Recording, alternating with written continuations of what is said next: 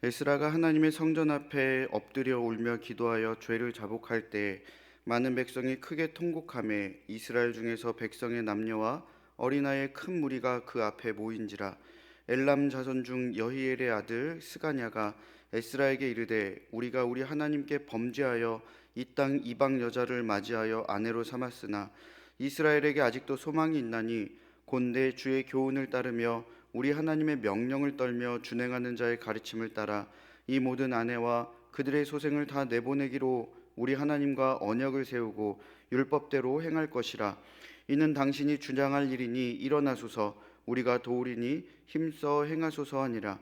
이에 에스라가 일어나 제사장들과 레위 사람들과 온 이스라엘에게 이 말대로 행하기를 맹세하게 하며 무리가 맹세하는지라. 이에 에스라가 하나님의 성전 앞에서 일어나 엘리야십의 아들 여호하난의 방으로 들어가니라.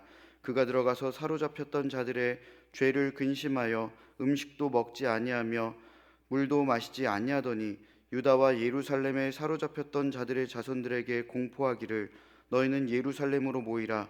누구든지 방백들과 장로들의 훈시를 따라 3일 내로 오지 아니하면 그의 재산을 정몰하고 사로잡혔던 자의 모임에서 쫓아내리라 하매 유다와 베냐민 모든 사람들이 3일 내에 예루살렘으로 모이니 때는 아홉째 달 20일이라. 무리가 하나님의 성전 앞 광장에 앉아서 이 일과 큰 비 때문에 떨고 있더니 제사장 에스라가 일어나 그들에게 이르되 너희가 범죄하여 이방 여자를 아내로 삼아 이스라엘의 죄를 더하게 하였으니 이제 너희 조상들의 하나님 앞에서 죄를 자백하고 그의 뜻대로 행하여 그 지방 사람들과 이방 여인을 끊어버리라 하니 모든 회중이 큰 소리로 대답하여 이르되 당신의 말씀대로 우리가 마땅히 행할 것이니이다. 그러나 백성이 많고 또 큰 비가 내리는 때니 능히 밖에 서지 못할 것이요 우리가 이 일로 크게 범죄하였은즉 하루 이틀에 할 일이 아니오니 이제 온 회중을 위하여 우리의 방백들을 세우고 우리 모든 성읍의 이방 여자에게 장가든 자는 다 기한의 각 고을의 장로들과 재판장과 함께 오게 하여 이 일로 인한 우리 하나님의 진노가 우리에게서 떠나게 하소서 하나 오직 아사엘의 아들 요나단과 디과의 아들 아시아가 일어나 그 일을 반대하고 무술람과 레이 사람 삽부대가 그들을 돕더라. 사로잡혔던 자들의 자손이 그대로 한지라. 제사장 에스라가 그 종족을 따라 각각 지명된 족속들 몇 사람을 선임하고 열째 달 초하루에 앉아 그 일을 조사하여 첫째 달 초하루에 이르러 이방 여인을 아내로 맞이한 자의 일 조사를 마치니라. 아멘. 바사왕 고레스가 온 나라에 조서를 내립니다. 에스라 1장 2절과 3절 말씀이죠. 바사왕 고레스는 말하노니 하늘의 하나님 여호와께서 세상 모든 나라를 내게 주셨고 나에게 명령하사 유다 예루살렘의 성전을 건축하라 하셨나니 이스라엘의 하나님은 참 신이신지라. 너희 중에 그의 백성된 자는 다 유다 예루살렘으로 올라가서 이스라엘의 하나님 여호와의 성전을 건축하라. 그는 예루살렘에 계신 하나님이시라. 아멘. 여러분, 고레스가 내린 조서의 내용이 무엇입니까? 포로로 잡혀온 유다 백성들을 향해 예루살렘에 돌아가 성전을 건축하라는 것입니다. 70년이란 세월 동안 포로로 살았던 유다 백성들에게 자신들의 고향으로 돌아가라는 것은 너무나도 기적과 같은 일이 일어난 것입니다. 그런데 이 기적이 누구로 일어났는지 성경은 분명하게 1절 말씀을 통해 우리에게 알려줍니다. 바사왕 고레스 원년에 여호와께서 예레미야의 입을 통하여 하신 말씀을 이루게 하시려고 바사왕 고레스의 마음을 감동시키심에 그가 온 나라에 공포도 하고 조서도 내려 이르되. 여러분, 누구로 인해서 이 기적이 일어났다라고 성경이 말씀하십니까? 바로 여호와 하나님으로 인해서 이 기적이 일어났습니다. 하나님께서는 이미 오래전에 예레미야 선지자에게 이렇게 예언하라고 말씀을 하셨지요. 여호와께서 이와 같이 말씀하시니라. 바벨론에서 70년이 차면 내가 너희를 돌보고 나의 선한 말을 너희에게 성취하여 너희를 이곳으로 돌아오게 하리라. 여호와의 말씀이니라. 너희를 향한 나의 생각을 내가 아나니 평안이요 재앙이 아니니라. 너희에게 미래와 희망을 주는 것이니라. 너희가 내게 부르짖으며 내게 와서 기도하면 내가 너희들의 기도를 들을 것이요 너희가 온 마음으로 나를 구하면 나를 찾을 것이요 나를 만나리라. 이것은 여호와의 말씀이니라. 나는 너희들을 만날 것이며 너희를 포로된 중에서 다시 돌아오게 하되 내가 쫓아 보내었던 나라들과 모든 곳에서 모아 사로잡혀 떠났던 그곳으로 돌아오게 하리라. 이것은 여호와의 말씀이니라. 아멘. 하나님께서는 이 약속을 이루게 하시려고 바사왕 고레스의 마음을 감동시키셔서 온 나라에 유다 백성이 예루살렘으로 돌아가 성전을 건축하라고 명령을 내리게 하셨습니다. 그런데 여기서 우리가 분명하게 짚고 넘어가야 할 것은 고레스가 하나님을 믿어서 이런 고백을 한 것이 아닙니다. 런던 대형 박물관에 고레스 원통이라는 유물이 보관되어 있다고 합니다. 가로 22.5, 세로 10cm의 크기의 원통입니다. 그러니까 굉장히 작은 원통이지요. 근데 이 원통은 고레스 왕 때 제작되었고 고레스 왕이 말한 내용이 기록되어 있습니다. 이 원통의 기록 내용 중에 내가 그들의 성스러운 도성들에 다시 돌려보낸 모든 신들아, 내가 장수할 수 있도록 벨신과 느보신에게 빌어라, 이런 내용이 있다고 합니다. 여러분, 고레스가 정말로 하나님을 믿었다면 하나님만이 이 세상의 유일하신 하나님이시라고 고백을 했을 것입니다. 하지만 그에게는 믿음이 없었기 때문에 지금 벨신과 느보신에게 빌어달라고 그렇게 요청을 하는 것이죠. 고레스는 하나님을 믿지 않았습니다. 그러나 하나님께서는 하나님의 역사를 성취하시기 위해서 고레스의 마음을 움직이신 것이죠. 주전 538년 고레스 왕의 조서가 선포되어지고 포로로 잡혀온 유다 백성들은 꿈에 그리던 자신들의 고향 그 예루살렘으로 가게 되었습니다. 그런데 이게 정말 유다 백성들에게 좋은 일일까요? 에스라 2장은 바벨론에서 예루살렘으로 돌아오는 귀한 자에 대한 내용을 기록합니다. 그런데 유독 한 구절이 궁금증을 갖게 만듭니다. 2장 65절 말씀이죠. 그 외에 남종과 여종이 7,337명이요 노래하는 남녀가 200명이요. 근데 여러분, 뭔가 이상하지 않습니까? 우리가 흔히 알기로는 유다 백성은 바벨론에 포로로 잡혀갔습니다. 근데 포로로 잡혀간 사람들이 어떻게 주인의 신분이 되어 남종과 여종을 거느리고 돌아올 수가 있었을까요? 그러니까 개인적으로 이 구절이 너무 찜찜하고 또 너무 궁금해서 이렇게 다양하게 자료를 찾아보니 유다 백성들이 바벨론에서 70년 내내 감옥이나 강제 노역만을 한 것이 아니었다라는 것입니다. 이것을 조금 더 구체적으로 확인할 수 있는 성경의 구절이 있습니다. 예레미야 29장 5절부터 7절까지의 말씀입니다. 너희는 집을 짓고 거기에 살며 텃밭을 만들고 그 열매를 먹으라.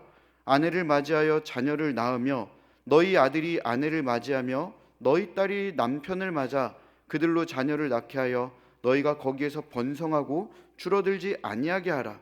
너희는 내가 사로잡혀 가게 한 그 성읍의 평안을 구하고 그를 위하여 여호와께 기도하라. 이는 그 성읍이 평안함으로 너희도 평안할 것임이라. 예레미야 선지자가 포로로 잡혀간 유다 백성들에게 보낸 하나의 편지의 내용입니다. 바로 이 뒤에는 또 하나님의 예언의 말씀이 기록되어 있죠. 내용을 보면 유다 백성들이 포로로 살았던 것만이 아니라는 그런 확신을 주게 됩니다. 포로로 잡혀가서 종이 되었다면 어떻게 자신의 집을 지으며 살 수가 있겠습니까? 포로가 또 종이며 노예가 어떻게 자신의 텃밭을 가꾸고 과원을 만들어서 열매를 따먹을 수가 있겠습니까? 어떻게 마음대로 자기의 남편과 아내를 맞이할 수가 있었겠습니까? 게다가 역사적 자료와 고고학적 증거를 통해 바벨론의 포로 정책을 살펴보면 정복한 지역의 백성들을 단순히 노예로 부리기보다는 인구가 적은 지역이나 개발이 필요한 국경지대에 집단으로 이주를 시켜서 농업과 경제를 활성화하는 그러한 방식을 취했다고 합니다. 정복한 땅과 포로들이 너무 많으니 열악한 곳으로 이주시켜 개발을 하면 바벨론의 입장에서도 이득이 되기 때문이죠. 거기에 그 포로들의 사유재산도 인정해 주었다고 합니다. 그러니까 포로의 입장에서는 굉장히 좋은 조건이지요. 유다 백성들은 감옥이나 강제 노역장에서만 살았던 것이 아니라 비록 처음에는 힘겨웠어도 예레미야 선지자의 권면처럼 그곳을 땅을 짓고 과원을 만들고 가정을 이루고 정착했던 것입니다. 그리고 시간이 흐르면서 포로 2세, 3세들은 바벨론 사회 경제 구조 안으로 깊숙이 들어가게 되지요. 그렇게 상업이나 농업 등을 통해 부를 축적한 가문들이 생겨났을 것이고 그 과정에서 종을 고용하거나 소유할 수 있는 경제적 여력을 갖추게 된 것입니다. 근데 여러분, 제가 앞에서 유다 백성들에게 예루살렘으로 돌아가라는 고레스의 조서가 선포된 것에 대해서 과연 이것이 그들에게 좋은 것일까라는 의문을 던져드렸습니다. 지금 유다 백성은요, 포로가 아닙니다. 그들은 70년이라는 기간 동안에 뿌리를 그곳에서 정착하고 내리게 되었습니다. 집을 짓고 사업을 하고 자녀를 낳아 그들의 기반을 잡았습니다. 이제 이곳이 그들의 삶의 터전이 된 것이죠. 유다 백성에게 있어서 지금 예루살렘으로 돌아간다는 것은 안정된 삶을 포기한다는 것과 마찬가지입니다. 안락한 자신의 집이 있지요. 내 사업체가 있습니다. 밥 굶지 않도록 계속해서 직업을 갖고 일을 할 수 있는 그러한 환경입니다. 문화적으로도 좋은 문화를 누릴 수가 있습니다. 이 외에도 놓치고 싶지 않고 아쉬울 만한 것들이 너무나도 많이 있습니다. 여러분들이 지금 유다 백성이라면 돌아가라는 그 이야기를 들었을 때, 내가 이 상황 속에서 돌아가라는 이야기를 들었을 때 어떠한 결정을 내리겠습니까? 그런데 놀랍게도요, 굉장히 많은 사람들이 이 귀환에 동참합니다. 성경은요, 2장 64절과 65절을 보면요, 이때 귀환한 유다 백성의 수가 42,360명이고 종은 7,337명이라고 우리에게 가르쳐 줍니다. 1차 포로 귀환에 참여한 사람들은 더 나은 환경을 찾아 떠난 것이 아닙니다. 더 황폐한 환경, 황폐해진 예루살렘으로 돌아가기를 결정을 한 것이죠. 여러분, 결정은 우선순위의 문제를 가지고 있습니다. 어떤 것이 더 우선순위인가에 따라 우리의 결정이 달라지게 되죠. 지금 포로 귀환에 참여하는 유다 백성들은 자신의 삶의 안락함보다 하나님의 성전을 재건하는 그 사명을 더 중요하게 여겨 예루살렘으로 돌아가겠다라는 이 결정, 마음의 결정을 내리게 됩니다. 하지만 모든 사람이 다 돌아간 것은 아닙니다. 남겠다라고 결정한 사람도 있습니다. 1장 4절의 말씀이죠. 그 남아있는 백성이 어느 곳에 머물러 살든지 그곳 사람들이 마땅히 은과 금과 그 밖의 물건과 짐승으로 도와주고 그 외에도 예루살렘에 세울 하나님의 성전을 위하여 예물을 기쁘게 드릴지니라 하였더라. 여기서 남아있는 백성이라는 것은 포로로 끌려와 살고 있었던 유다 백성을 말한 것입니다. 그들은요, 이곳에 남겠다라고 결정을 합니다. 그들에게 우선순위는 하나님의 백성으로서의 사명보다는 지금 이곳에서의 삶의 안락함이 더 우선순위였던 겁니다. 자신들의 선택이지요. 자신들의 결정으로 인해서 어떤 이들은 그 황폐한 곳으로 돌아가게 되고 어떤 이들은 이 안락한 곳에 남게 되는 겁니다.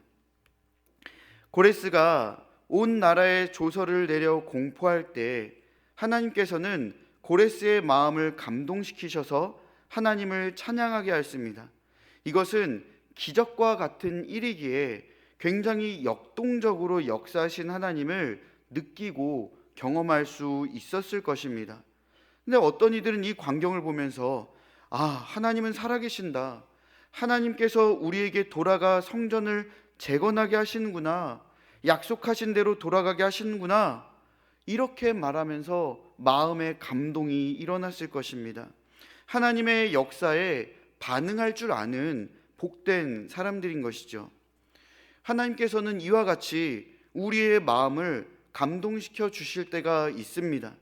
때로는 고요하고 잠잠하게, 때로는 역동적으로 역사하셔서 우리에게 감동을 주십니다. 이러한 때 우리는 하나님이 아닌 다른 곳에 향해 있던 우리의 눈과 마음을 하나님께로 옮기는 그러한 결정을 내려야 합니다. 그것이 하나님께서 우리에게 요구하시는 바이며 참된 복을 누릴 수 있는 방법이기 때문입니다. 그래서 여기 계신 여러분과 제가 하나님께서 요구하시는 대로 마음과 눈과 인생의 모든 시선을 옮기는 결정을 내리기를 간절히 바라고 소망합니다. 그래서 하나님께서 베풀어 주시는 참된 복을 받아 누리시기를 축원합니다. 우리는 예스라 말씀을 통해서 결정과 결단의 차이가 무엇인지를 생각해 볼 수 있습니다. 그러니까 1장부터 10장의 모든 내용들을 보면요, 우리가 결정이 무엇이고 결단이 무엇인지를 알 수가 있습니다. 먼저 결정은요, 여러 선택지 중에 하나를 택하는 것입니다. 포로로 잡혀갔던 유다 백성들에게 삶의 안락함이냐, 하나님께서 주시는 소명이냐, 이 둘 중에 하나를 선택하는 것이 바로 결정입니다. 그런데 결단은 선택한 것을 지키기 위해 소중한 것을 잘라낼 줄 아는 것, 이것이 바로 결단입니다. 우리가 오늘 함께 읽은 10장의 말씀을 우리는 같이 살펴봐야 합니다. 지금 하나님의 백성들의 가장 큰 문제점은요, 이방인과 통혼하여 영적으로 타락했다는 것입니다. 에스라 1장에서 1차 포로 귀환이 시작될 때 그때의 지도자는 스룹바벨이었습니다. 1장부터 6장까지의 내용이 1차 포로 귀환에 대한 내용이고, 이때 성전이 재건되지요. 이어지는 7장부터 10장까지는 2차 포로 귀환의 내용이 기록되어 있습니다. 이때 지도자가 오늘 본문의 말씀에서 읽었던 에스라, 그가 바로 이때의 지도자였습니다. 1차 포로 귀환이 있은 지 80년 후에 에스라가 이끄는 2차 포로 귀환이 이루어집니다. 아닥사스다 왕의 전폭적인 지원을 받으며 에스라와 귀환자들이 그 예루살렘으로 도착을 하죠. 하지만 1차로 귀환했던 하나님의 백성들의 상태가 심상치가 않습니다. 에스라가 보기에 그들의 모습이, 그들의 영적 상태가 참담하지 않을 수가 없었던 겁니다.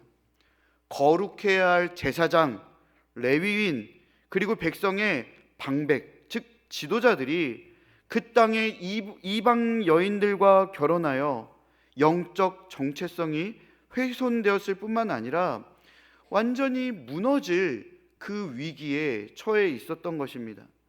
하나님의 백성이 멸망하여 마지막에 바벨론 포로로 끌려갔던 이 근본적인 이유가 무엇입니까?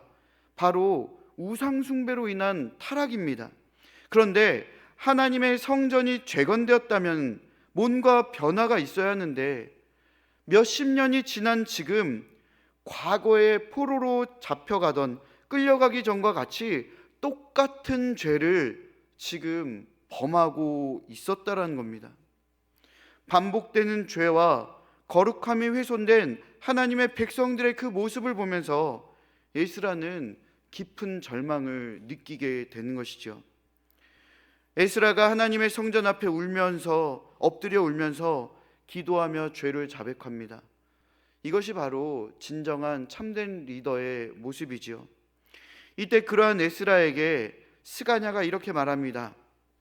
우리 하나님께 범죄하여 이 땅 이방 여자를 맞이하여 아내로 삼았으나 이스라엘에게 아직도 소망이 있나니 곧 내 주의 교훈을 따르며 우리 하나님의 명령을 떨며 준행한 자의 가르침을 따라 이 모든 아내와 그들의 소생을 다 내보내기로 우리 하나님과 언약을 세우고 율법대로 행할 것이라.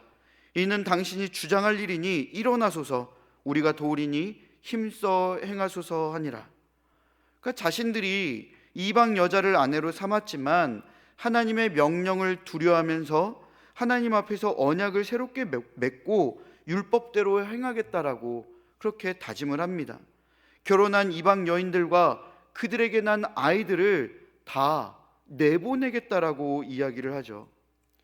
이제 지도자와 장로들을 통해 포로 생활을 마치고 돌아온 모든 사람에게 예루살렘으로 모이라고 명령이 떨어집니다.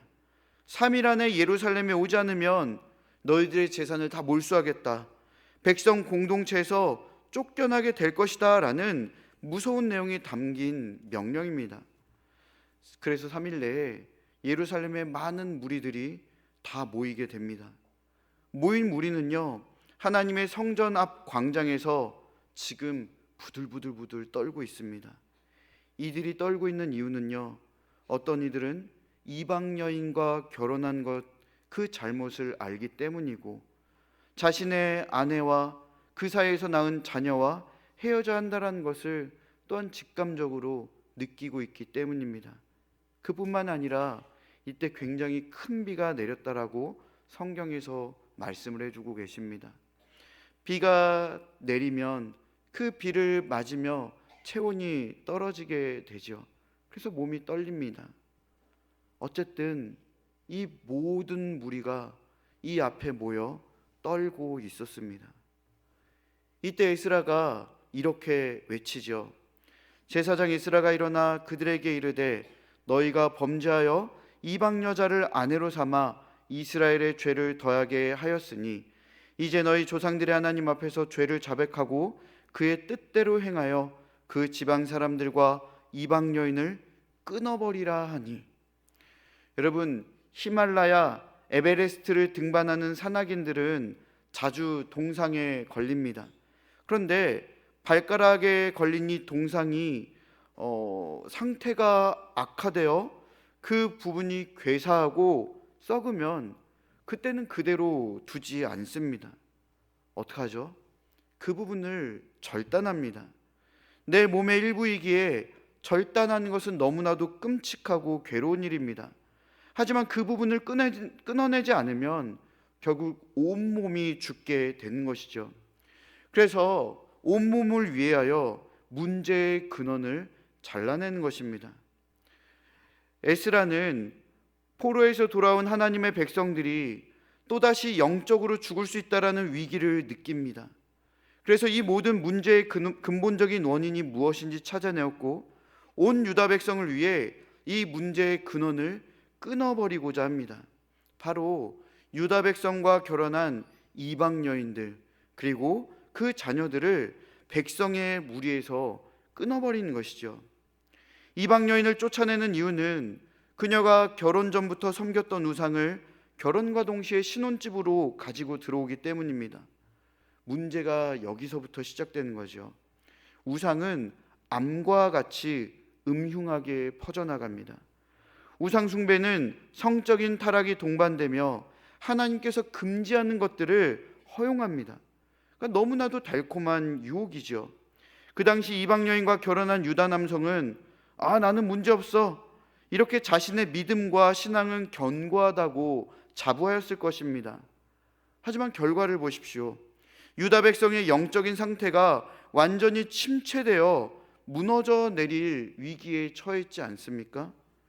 절대로 죄악 앞에서 나는 괜찮아라는 것은 있을 수가 없는 것입니다. 여러분, 우리도 마찬가지입니다. 나는 문제없어, 나의 신앙은 확고해, 자신의 믿음과 신앙을 자부해서는 안 됩니다. 그래서 죄악 앞에서 담대하고 당당하게 맞서려 하죠. 하지만 우리는요, 죄악을 이길 힘도 능력도 없습니다. 결국 영적으로 무너지고 신앙적으로 좌절하게 될 것입니다. 하나님께서는 요한 사도를 통해 우리에게 이렇게 말씀해 주시죠. 사랑하는 자여, 악한 것을 본받지 말고 선한 것을 본받으라. 여러분, 악한 것을 보면요 본받게 됩니다. 그래서 악한 것을 피해 선한 것을 보고 선한 행동과 영향력을 나타내라고 말을 하는 거죠. 그러니까 악은 절대로 피해야 합니다. 내가 악한데 네, 저요. 그러면은 이게 부끄러운 게 아니라 정말로 피하려고 노력을 해야 하는 거죠. 이렇게 유다 백성은 악을 피하지 않았기 때문에 한 가정 안에서 자신의 신앙이 무너져 내릴 것이며, 이것이 퍼져나가 다른 유다 남성에게 또한 그 죄악이 확산될 것입니다. 더럽고 악한 것은 참으로 빨리 퍼져나가게 되지요. 하나님의 백성은 결국 우상숭배로 인해 또다시 하나님의 진노로 향하게 되는 것입니다. 바로 이것이 이방 여인과의 결혼으로 인한 문제점입니다. 의인들이 죄인으로, 악인들로 이렇게 변해가는 겁니다. 그러면 우린 여기서 이러한 딜레마에 빠지게 됩니다. 그래, 이방 여인은 그렇다 치자. 그런데 아이가 무슨 죄가 있다고 쫓아내는가? 너무나도 비윤리적이고 폭력적이라고 느껴집니다. 아이에게 무슨 죄가 있길래 아이도 쫓아내야 하는가? 여러분, 아이는 부모를 통해 사회를 배우고 사람을 대하는 방법을 배웁니다. 부모를 통해 사랑이 뭔지를 배우고 어떤 곳을 바라보고 향해야 하는지 방향과 목적을 배워 그곳으로 발걸음을 떼게 되죠. 우상숭배하는 부모를 통해 아이는 우상숭배를 자신의 방향과 목표로 삼고 그것들을 향해 발걸음을 떼게 됩니다. 이방 여인을 통해 자녀도 우상숭배, 다시 말해 죄 아래에 거하기 때문에 자녀까지도, 그 싹까지도 끊어내는 겁니다. 그럼 아빠가 잘하면 되는 거 아닙니까? 이미 방금 앞에서 말씀드렸죠. 아빠도 이미 우상숭배를 향해 걸어가고 있는 것입니다. 에스라가 제시한 이방인 아내와 그 사이에서 낳은 자녀와의 관계를 끊고 그들을 내보낸 것은 앞서 예를 든 등반가의 몸의 일부가 괴사하여 잘라내는 것보다 더 큰 고통일 것입니다. 몸도 마음도 너무나도 고통스럽고 괴로울 것입니다. 그런데 에스라의 말에 그 자리에 모인 남성들의 반응은 우리를 놀랍게 만듭니다. 12절 말씀입니다. 모든 회중이 큰 소리로 대답하이르되 당신들의 말씀대로 우리가 마땅히 행할 것이니이다. 여러분, 하나님께서는요 성경을 통해 너무나도 분명하게 모든 회중이라고 그렇게 말씀을 해 주십니다. 근데 우리가 15절을 보면요, 아사엘의 아들 요나단과 디가의 아들 아스야가 일어나 그 일을 반대했다라고 하는데, 이게 성경이 이게 잘못된 건가? 이게 아닙니다. 여기서 더 빨리 진행을 하자라고, 지금 이 기간에 하는 게 아니라 이것보다 더 빨리 우리가 죄악을 끊어내야 한다라고 그러한 반대를 한 겁니다. 기간을 더 빨리 줄이자고. 여러분, 하나님께서는 사람을 늘려서 우리에게 잘 보일 필요가 없습니다. 그냥 한 100명이 그 자리에서 이렇게 그렇게 하겠습니다 라고 했는데 일부러 모든 사람이 그렇게 했다, 이렇게 하나님이 말씀하실 필요가 없지요. 있는 그대로 하나님의 백성들은요 에스라의 말대로 결혼한 이방 여인과 그 소생들을 모두 끊어내겠다라고 그 자리에서 정말로 결단을 내린 것입니다. 사랑하는 여러분, 이것이 바로 결단입니다. 포로로 잡혀간 유다 백성들은 70년이 지난 이후 하나님께서 주신 소명을 선택하는 결정을 내렸습니다. 그렇게 돌아왔을 때 그 결정에 맞도록 하나님의 백성으로서 악한 것들을 본받지 않도록 하나님보다 더 사랑했던 것들을 잘라내어 거룩한 백성으로 살아가겠다라는 결단 있는 삶을 살았어야 합니다. 하지만 1차 포로로 돌아온 자들은 그러한 결단 있는 삶을 살지 못했던 거지요. 그러나 지금 에스라와 백성들은 결정만 하던 모습에서 결단을 내리는 하나님의 백성으로서의 첫 발을 내딛게 됩니다. 죄의 고리를 끊어내기 위해 자신들에게 소중하다고 생각한 것을 잘라내는 그러한 결단을 내리는 것이죠. 사랑하는 여러분, 우리는 오늘 본문의 말씀을 통해 결정과 결단이라는 중요한 단어를 우리의 믿음과 신앙에 접목시킬 수가 있습니다. 무엇을 할 것인가, 이것이 결정이라면요, 무엇을 끊어버릴 것인가, 이것이 바로 결단입니다. 여기에 모인 분들은 교회에 다니기로 결정하셨습니다. 예수님을 믿기로 결정하셨습니다. 결정을 내리게 된 배경에는 은혜가 있었을 것이고 자신에게 다가온 감동이 있었을 것입니다. 하나님의 역사를 경험하게 된 포로된 백성들이 하나님의 역사에 감동하여 그 좋은 환경들을, 그 좋은 것들을 뒤로하고 예루살렘 성전을 재건하는 하나님의 부르심에 결정하여 귀환하였습니다. 여러분에게도 어떠한 은혜로, 어떠한 감동으로 인하여 교회에 나가겠다라는, 예수님을 믿겠다라는 결정이 있었을 것입니다. 그런데 결정을 내렸다면 그 다음 결단의 과정으로 나아가야 합니다. 우리가 결단까지 가지 않는다면 그저 순간적인 감동에만 그치는 신앙생활을 맛본 것뿐입니다. 누리는 게 아니라 맛보는 것이죠. 신앙생활의 진수는요, 감동에서 끝나는 것이 아니라 은혜를 온전히 누리며 살아가는 것입니다. 그래야 신앙이 깊어지고 어떠한 환경과 상황 속에서도 하나님을 신뢰하며 기대하고 소망하는 그러한 자세를 가질 수가 있기 때문입니다. 사랑하는 여러분, 하나님께 받은 감동으로 인해 교회에 나가겠다, 예수님을 믿겠다라고 결정을 내리셨습니까? 그렇다면 이제 여러분의 삶의 현장에서 모든 악한 것들을 끊어내겠다라는 결단 또한 내리셔야 합니다. 여러분이 하나님보다 더 사랑하고 더 가치 있게 여기는 것이 무엇입니까? 혹 아주 작고 미묘한 그 죄악을 이 정도는 괜찮지라고 생각하며 허용하는 것들이 있습니까? 그렇다면 당장 끊어버리십시오. 우리에게는 구원의 확신이 제일 중요합니다. 구원의 확신으로 인한 영적인 회복이 우리의 삶에 가장 필요하고 중요합니다. 구원의 확신과 영적인 회복은 우리의 영혼과 우리의 삶을 더욱더 풍성하게 만들어주고 세상 사람들이 경험하지 못하는 하나님의 위로를 매 순간순간 매일매일 누리며 경험하게 해주는 것입니다. 혹 결단을 내리기가 어려우십니까? 아니, 어려우실 것입니다.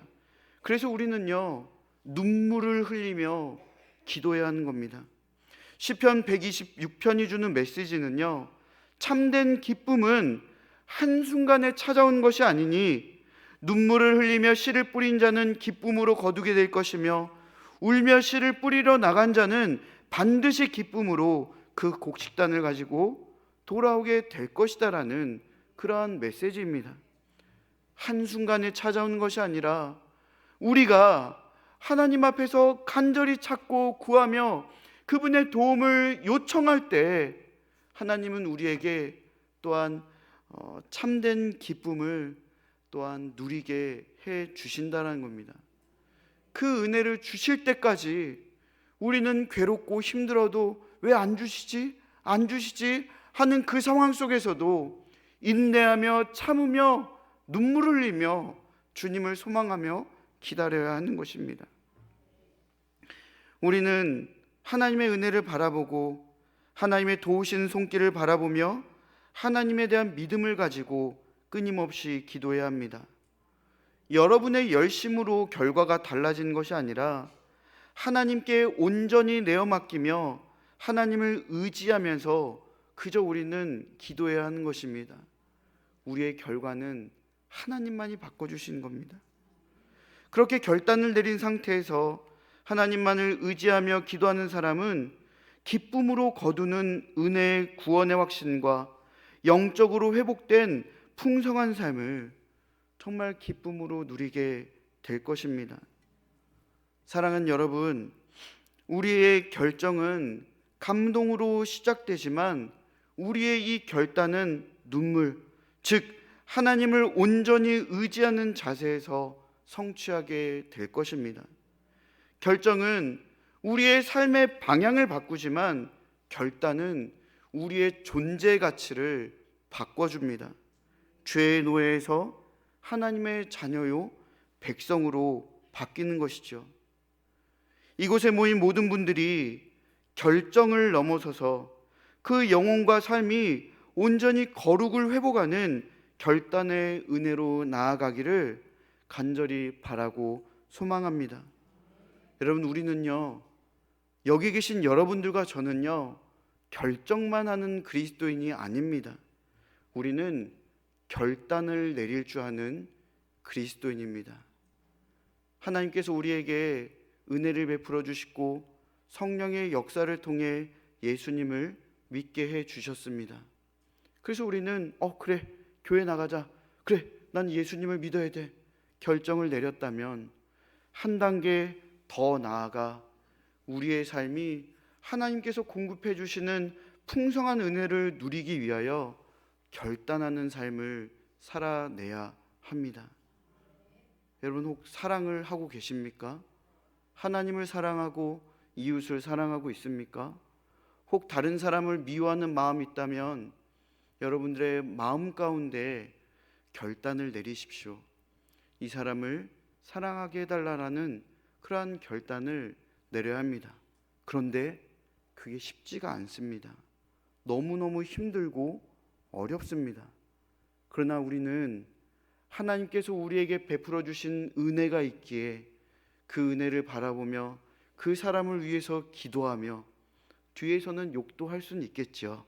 그러나 하나님의 역사심이 그것보다 더 큰 은혜를 베풀어 주신다는 것을 늘 기억하며 또한 결단하는 그러한 그리스도인이 되어야 합니다. 우리에게 적용되는 예는 이것보다 더 많이 있지요. 사랑하는 여러분, 방금 우리가 마지막으로 말했던 것처럼 우리는 결정하는 그리스도인이 아니라 결단하는 그리스도인이니 오늘부터 또 여러분의 평생을 하나님의 은혜 가운데 온전히 누리는 주님의 복된 자녀로 살아가기를 간절히 바라고 소망합니다.